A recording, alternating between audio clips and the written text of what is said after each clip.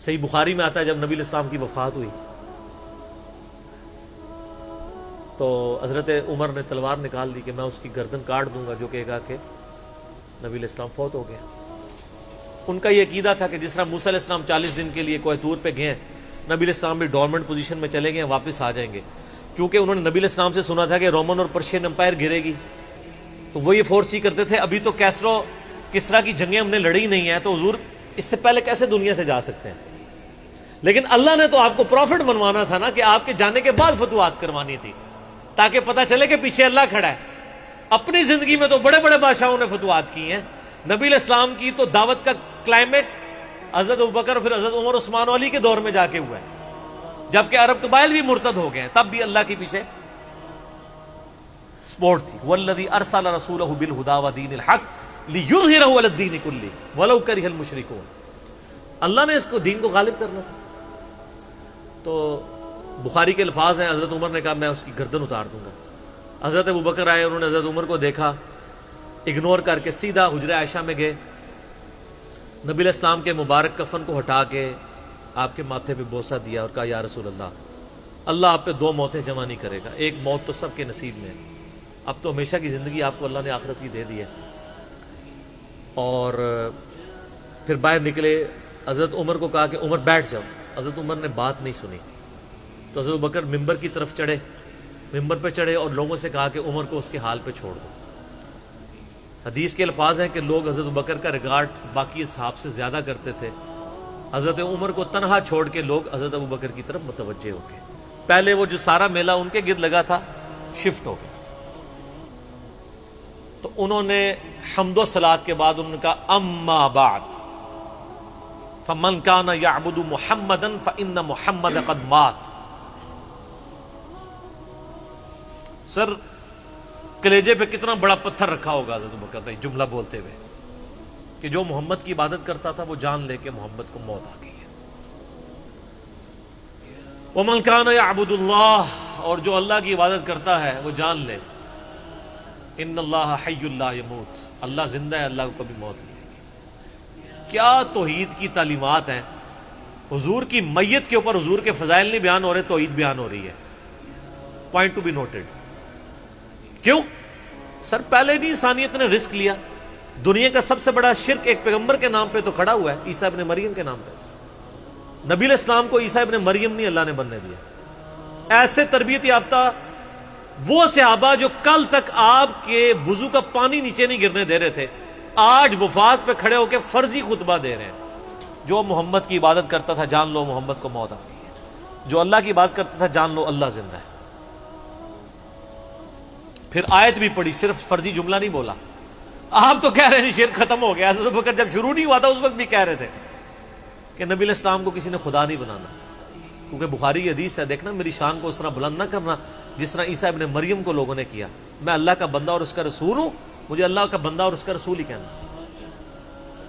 سر وارفتگی، دیوانگی، عشق کی ساری کیفیت حضور کی وفات کے بعد بالکل چینج ہوگی صحابہ کی۔ ہونا تو چاہیے تھا جو وضو کا پانی نہیں گرنے دے رہے تھے جا کے قبر کی مٹی چاٹنا شروع کر دیتے، ایسا نہیں ہوا۔ وہ تعلیمات کی باؤنڈریز کو کراس نہیں کرتے تھے۔ تو پھر انہوں نے آیت پڑھی، سورہ آل عمران آیت نمبر 144، وما محمد الا رسول قد خلت من قبلہ الرسل افإن مات او قتل انقلبتم علی اعقابکم۔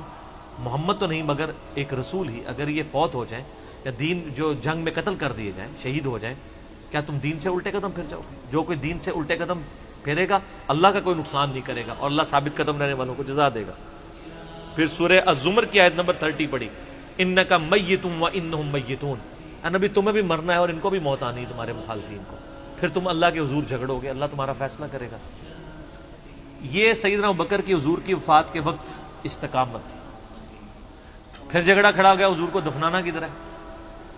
جامعہ ترمذی میں حدیث ہے، سیدنا ابوبکر کہتے ہیں کہ میں نے نبی علیہ السلام سے یہ بات سنی تھی کہ اللہ اپنے پیغمبر کو وہیں پہ موت دیتا ہے جو اس کے لیے سب سے پسندیدہ جگہ اللہ کے نزدیک ہوتی ہے، تو حضور کی جو چارپائی ہے نا اس کے نیچے ان کی قبر کھودو، وہاں پہ اللہ نے ان کو موت دی۔ پہلے صحابہ میں رائے نہیں طے ہو رہی تھی کہاں دفنانا۔ پھر سنن سائی الکبریٰ کے اندر پورا وفات النبی چیپٹر ہے، سنن ابن ماجہ میں بھی موجود ہے کچھ حصہ اس کا۔ پھر لوگوں نے پوچھا کہ نبی علیہ السلام کا جنازہ ہوگا؟ انہوں نے کہا ہاں ہوگا۔ اسی طریقے سے تکبیر کہو اور سورہ فاتحہ اور اس کے بعد درود شریف اور اس طریقے سے 4 تکبیرات پڑھو۔ لیکن ایک فرق تھا کہ نبی علیہ السلام کو پروٹوکول صحابہ نے دیا ہے کہ آپ کی جو جنازے کی نماز ہے نا وہ جماعت کے ساتھ نہیں ہوئی۔ صحابہ نے یہ پروٹوکول دیا کہ حضور کی میت کی موجودگی میں بھی کوئی شخص امامت نہ کروائے۔ حجرے میں ایک طرف سے لوگ داخل ہوتے تھے، اکیلے اکیلے جنازہ ادا کرتے تھے، اور ڈیٹیل میں آتا ہے 2-3 دن تک جنازہ ہوتا رہا۔ پہلے یعنی مرد داخل ہوئے، اس کے بعد بچے، غلام، پھر عورتیں، اس طریقے سے سب نے جنازہ پڑھا۔ ظاہر ہے 1 لاکھ سے زیادہ لوگ تھے جنازہ پڑھنے والے۔ اس موقع پہ بھی سیدنا ابوبکر کی آپ استقامت دیکھیں، ورنہ حضرت عمر کتنے سٹرانگ اصحاب کے مالک تھے، ان کی حالت آپ دیکھ لیں۔ جب ضرورت پڑی ان کے مضبوط اصحاب کی تو کولیپس کر گئے۔ ابوبکر ہی کھڑے ہوئے ہیں، تو حضور کو پتا تھا نا میں نے مصلی پہ کسے کھڑا کرنا ہے۔ اور بخاری میں الفاظ ہیں، جب مصلی پہ کھڑا کیا فرمایا ابوبکر کے علاوہ سارے دروازے بند کر دو، صرف ابوبکر کے گھر کا دروازہ جو مسجد کی طرف کھلتا ہے، جو مسجد کا دروازہ ابوبکر کے گھر کی طرف ہے وہ کھلا رکھو، باقی سارے بند کر دو۔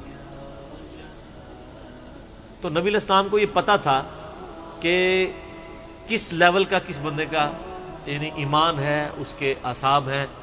اور بخاری کے الفاظ ہیں، جب حضرت ابوبکر نے خطبہ دیا، حضرت عمر کہتے ہیں میرے پاؤں میرا بوجھ نہیں اٹھا سکے، اور مجھے یقین آ گیا کہ حضور فوت ہو چکے۔ یہاں قرآن و حدیث سن کے کسی کے کان پہ جوں تک نہیں رنگتی، وہاں پہ حضرت ابوبکر کا خطبہ اور آیات سن کے حضرت عمر کہہ رہے ہیں کہ میرے پاؤں میرا بوجھ نہیں اٹھا سکے، کہ یہ تو واقعی تو قرآن کی آیت۔ اور اس میں بخاری مسلم صحیح بخاری میں الفاظ ہیں، کئی دن تک ہم جب بھی صحابہ ایک دوسرے کو ملتے تھے تو یہی آیت سنایا کرتے تھے، وما محمد الا رسول قد خلت من قبلہ الرسل افئن مات او قتل انقلبتم علی اعقابکم، کہ محمد تو نہیں مگر ایک رسول، انہیں بھی تو موت آنی ہے، تاکہ ہمیں یہ یقین آ جائے کہ حضور دنیا سے چلے گئے۔ تو یہ صحابہ کرام علیہم رضوان کی نبی علیہ السلام کے ساتھ عقیدت تھی۔ اور سیدنا ابوبکر آپ کو بالکل صف اول میں نظر آئیں گے، ٹاپ آف دا لسٹ، معاملات کو ہینڈل کرنے میں، چیزوں کو بالکل من و سنت کے مطابق ڈھالنے میں، اور ہر معاملے میں رجوع لانے کے اوپر، اور اہل بیت کے ساتھ کمٹمنٹ کے اوپر، ہر مسئلے میں آپ کو حضرت ابوبکر صدیق کی قربانیاں ٹاپ آف دا لسٹ نظر آئیں گی۔ تو بات کہاں سے کہاں شروع ہوئی، فی البدی میں تو اور گھنٹوں بول سکتا ہوں، مجھے اتنی حدیثیں یاد ہیں یہ فضائل کے اعتبار سے۔ آخر میں اصول برکت کے لیے میں وہ حدیث بیان کروں گا جو میں اکثر بیان کرتا ہوں۔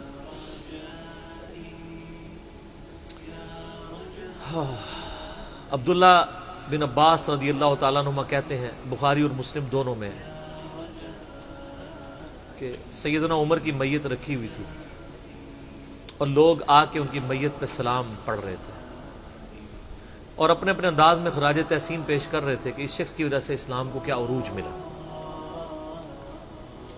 تو کہتے ہیں اتنے میں میں نے محسوس کیا کہ ایک شخص میرے پیچھے آ کے کھڑا ہوا اور اس نے میرے کندھے پہ یوں کونی رکھی، میری پیٹھ اس کی جانب تھی، اس نے کونی میرے کندھے پہ یوں رکھی، اور حضرت عمر کی میت سے مخاطب ہو کے کہنے لگا کہ اے عمر اللہ تجھ پہ رحم فرمائے، تو روئے ارض پہ ان لوگوں میں سے ایک شخص تھا کہ میری بھی خواہش تھی کہ میں ان اعمال کے ساتھ اللہ کے حضور پیش ہوتا، کہ اگر اللہ کے حضور پیش ہونے کے لیے مجھے بہترین اعمال چاہیے تو تیرے اعمال۔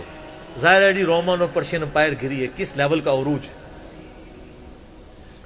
کیونکہ میں نے رسول اللہ صلی اللہ علیہ وآلہ وسلم سے بارہا سنا تھا، میں ابو بکر اور عمر داخل ہوئے، میں ابو بکر اور عمر نکلے، میں ابو بکر اور عمر نے یہ کیا، تو مجھے بڑی امید تھی کہ تم اپنے 2 ساتھیوں سے جا ملو گے، یعنی رسول اللہ اور ابو بکر کے ساتھ صلی اللہ علیہ وآلہ وسلم اور رضی اللہ تعالیٰ۔ تو یعنی نبی علیہ السلام کے بعد سیدنا ابو بکر اور پھر حضرت عمر بھی وہیں پہ پہنچ گئے۔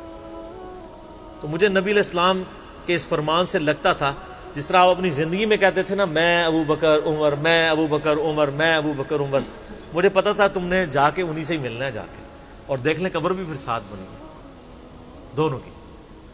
تو عبداللہ ابن عباس کہتے ہیں کہ میں نے جب یوں مڑ کے دیکھا تو وہ سیدنا علی بن ابی طالب تھے جو حضرت عمر کی میت کے اوپر یہ کلمات پڑھ رہے تھے، میں ابو بکر اور عمر، میں ابو بکر اور عمر رضی اللہ عنہم اجمعین وعلیہم السلام اجمعین۔